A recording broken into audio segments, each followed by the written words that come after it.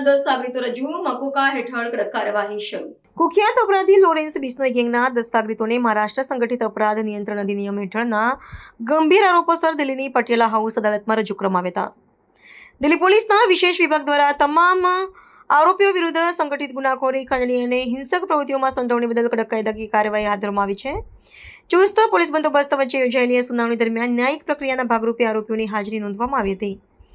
તપાસ એજન્સીના જણાવ્યા અનુસાર આરોપીઓ બિશ્નોઈ ગેંગના સક્રિય સભ્યો છે અને તેઓ રાષ્ટ્રીય રાજધાની સહિત ઉત્તર ભારતના વિવિધ રાજ્યોમાં સંગઠિત અપરાધ સિન્ડિકેટ ચલાવવામાં મહત્વની ભૂમિકા ભજવતા હતા.